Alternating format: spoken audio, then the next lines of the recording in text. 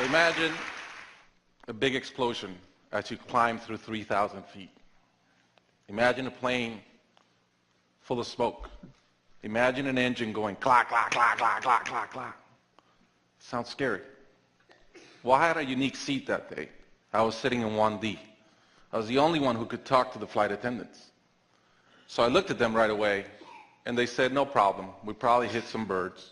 The pilot had already turned the plane around, and we weren't that far. You could see Manhattan. 2 minutes later, 3 things happen at the same time. The pilot lines up the plane with the Hudson River. It's usually not the route.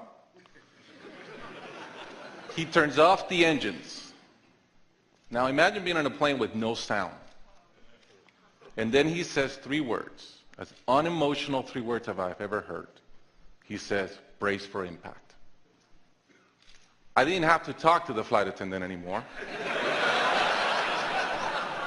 I could see in her eyes, it was terror. Life was over. Now I want to share with you 3 things I learned about myself that day. I learned that it all changes in an instant. We have this bucket list, we have these things we want to do in life, and I thought about all the people I wanted to reach out that I didn't, all the fences I wanted to mend, all the experiences I wanted to have and I never did. As I thought about that, later on I came up with a saying, which is, I collect bad wines. Because if the wine is ready and the person is there, I'm opening it. I no longer want to postpone anything in life. And that urgency, that purpose has really changed my life. The second thing I learned that day, and this is as we clear the George Washington Bridge, which was by not a lot, I thought about, wow, I really feel one real regret. I've lived a good life. In my own humanity and mistakes, I've tried to get better at everything I've tried. But in my humanity, I also allow my ego to get in. And I regretted the time I wasted in things that did not matter with people that matter. And I thought about my relationship with my wife, with my friends, with people. And after, as I reflected on that, I decided to eliminate negative energy from my life. It's not perfect. It's a lot better. I've not had a fight with my wife in 2 years. It feels great. I'm no longer trying to be right. I choose to be happy. The third thing I learned, and this is as your mental clock starts going 15, 14, 13, you can see the water coming. I'm saying, please blow up. Right? I don't want this thing to break in 20 pieces like you've seen in those documentaries. And as we're coming down, I had a sense of, wow, dying is not scary.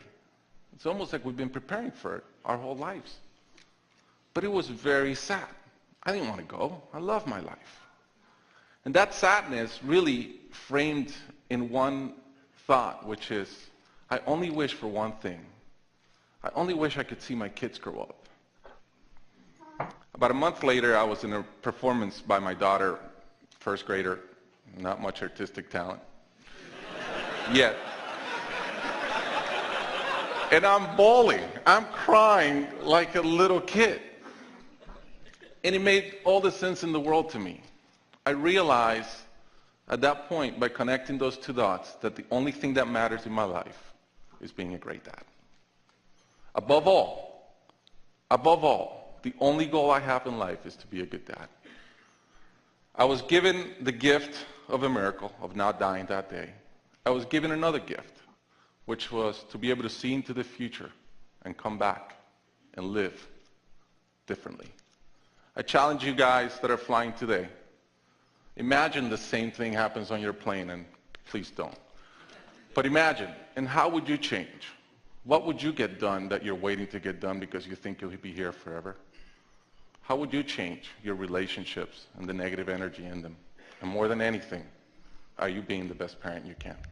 Thank you.